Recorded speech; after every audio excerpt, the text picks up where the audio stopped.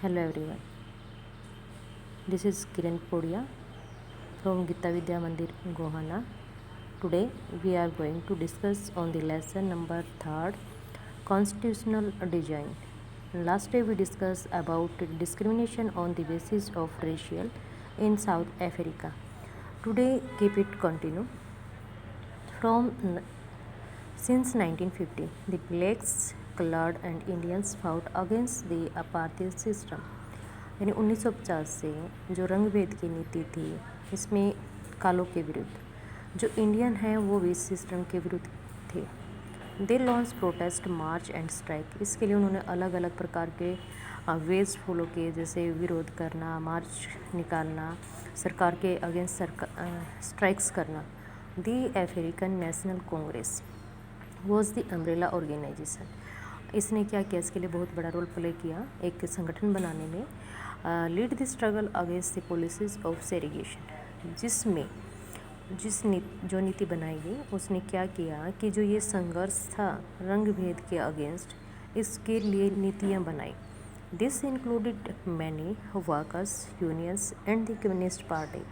इसमें बहुत सारे वर्कर्स यूनियन यानी संगठन, कम्युनिस्ट यानी साम्यवादी जो पार्टियाँ थी वो इसमें इंक्लूड थी।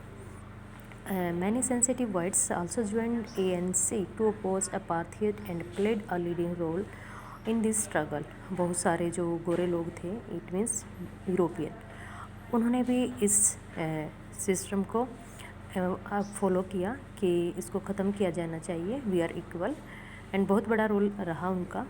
Several countries denounced apartheid as unjust and racist. बहुत सारे कंट्रीज़ ने जो रंग भेद की नीति थी इसको अन्याय माना, किसके अगेंस्ट, रंग के आधार पर, जाति के आधार पर जो डिस्क्रिमिनेशन हो रही थी।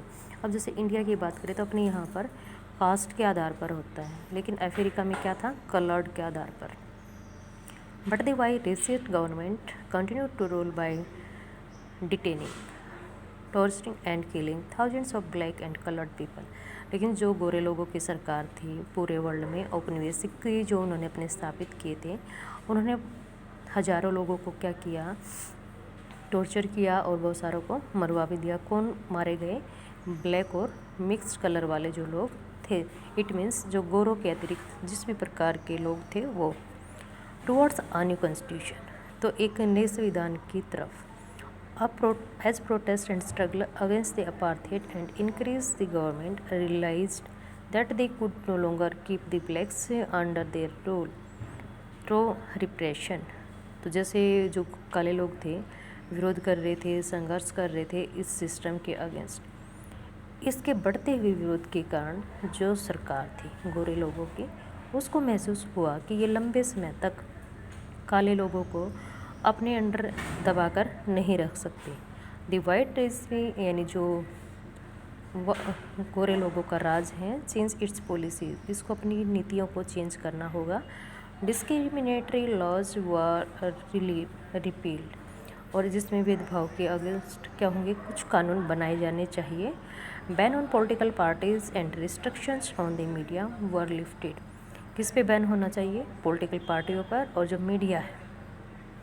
After 28 years of imprisonment, Nelson Mandela, जो नेल्सन मंडेला एक great leader of South Africa, ये 28 साल के बाद जेल से निकलते हैं, out of jail as a free man, स्वतंत्र व्यक्ति के रूप में। At the midnight of 20 April 1994, the new national flag of republic of South Africa was unfurled, marking the newly born democracy in the world। तो 26 अप्रैल 1994 को south Africa में लोकतंत्र की स्थापना हो जाती है, जिसमें उनका अपना फ्लैग होता है, गणतंत्र घोषित कर दिया जाता है साउथ अफ्रीका को। पूरे वर्ल्ड में एक बहुत बड़ी ये जीत हम कह सकते हैं, किसके अगेंस्ट, apartheid सिस्टम के against. The apartheid government came to an end, जैसे ही रंग भेद की नीति वाली सरकार का क्या होता है, and paving way for the formation of a multi racial government. तो उसने क्या अटेंशन करना स्टार्ट कर दिया कि अलग अलग जो भी रेशियल हैं उन सभी की क्या बनेगी, मल्टी रेशियल गवर्नमेंट। तो इस प्रकार से हम क्या पता लगता है कि डिस्क्रिमिनेशन जो है वो लॉन्ग टाइम तक नहीं चल सकता। तो जो नेल्सन मंडेला है वो प्रेसिडेंट भी बनते हैं कहाँ के, साउथ अफ्रीका के, first president of South Africa, black man. ठीक है। Historical enemies success in navigating a peacefully transitions from apartheid to democracy exactly because we were prepared to accept the inherent capacity for goodness in the other. My wish is that South Africans never give up on the behalf in goodness that they cherish and faith in human beings is the cornerstone of our democracy.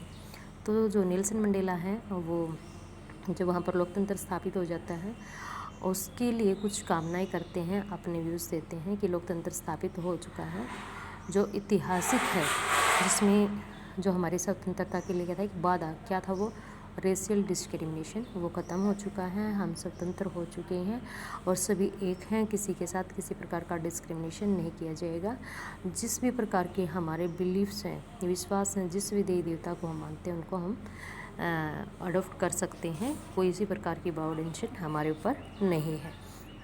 After the emergency of the new democratic south Africa, black leaders appealed to fellow blacks to forgive the whites for the atrocities they had committed while in powers। तो जब वहाँ पर new democratic स्थापित हो जाता है, अपना constitution बन जाता है, तो जो काले लोगों के नेता हैं वो क्या करते हैं, एक अपील करते हैं किसको, कि जो गोरे लोगों ने अपने नियम बनाए थे और हम लोगों के ऊपर, हमारी जो ब्लैक थे या मिक्स्ड रेशियल थे उनके ऊपर अप्लाई किए थे, उनको हमें ख़त्म कर देना है।